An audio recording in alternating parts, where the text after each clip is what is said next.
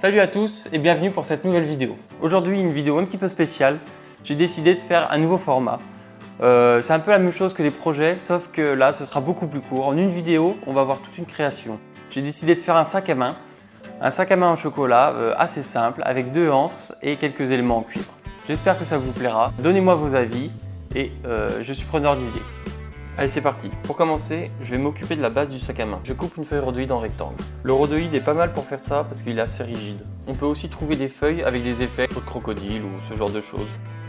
Ensuite, vous l'aurez deviné, je le recouvre de chocolat. Je le cale entre 2 tasses pour lui donner la forme que je veux. Donc c'est un tout petit peu galère. Je veux que le haut se rapproche un petit peu et du coup il a tendance à se retasser un petit peu avec le poids du chocolat. Du coup j'ai fait preuve d'un petit peu de patience. Ensuite, je vais me couler un cadre. Ça va me servir à refermer les côtés du sac à main. Je le mets de côté.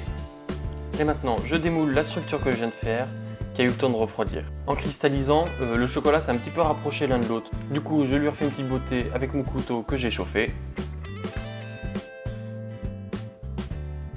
Et c'est reparti. On reprend le cadre qu'on a coulé, on le démoule.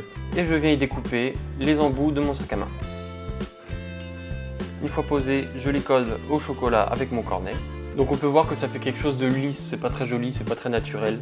J'ai envie d'avoir quelque chose qui ressemble plus à du tissu qui pourrait être fripé, qui pourrait être plié.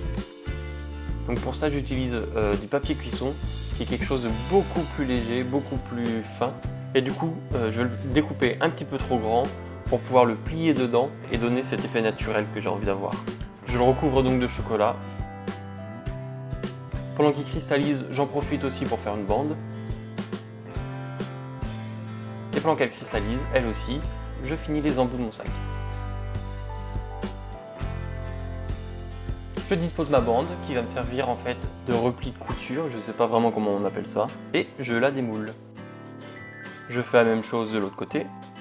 Et pour finir, de la même façon, je fais l'attache du sac à main. A l'aide de mes outils et de mon cornet, je viens cacher les défauts. Je redécoupe ce qui n'est pas droit. Et je démoule l'attache.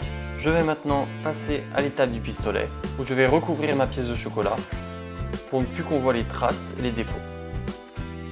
Je vais maintenant utiliser le chocolat plastique et faire les anneaux des anses. Donc je fais quelques petites tiges et je les forme.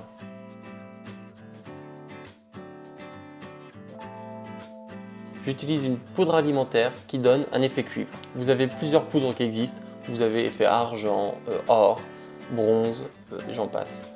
Donc je l'applique au pinceau, je découpe les anses et je viens entourer les anneaux avec. Il ne me reste plus que maintenant à les coller à ma structure. Avec un cornet, je viens faire les coutures pour donner un petit côté réaliste. Stop! Arrête la vidéo. Donc vous voyez sur l'embout du sac à main, c'est l'effet dont je vous parlais qu'on peut faire avec le papier cuisson. Allez, continuons.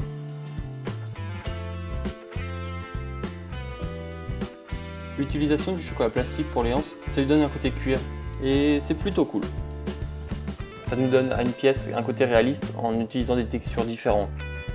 J'ai décidé de lui rajouter un petit bouton que j'ai fait en chocolat plastique. Je viens y percer 2 trous. Il a le droit à son petit effet cuivre aussi. Il existe plusieurs types de boutons. Je me suis dit que celui à 4 trous pouvait être encore plus sympa. Et voilà, notre pièce est à présent terminée.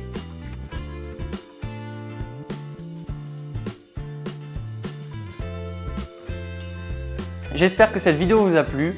Personnellement, je m'éclate dans ces vidéos. J'espère vraiment que ma chaîne vous plaît. Surtout, n'hésitez pas à me suivre sur Twitter, Instagram ou à venir me voir sur mon site internet.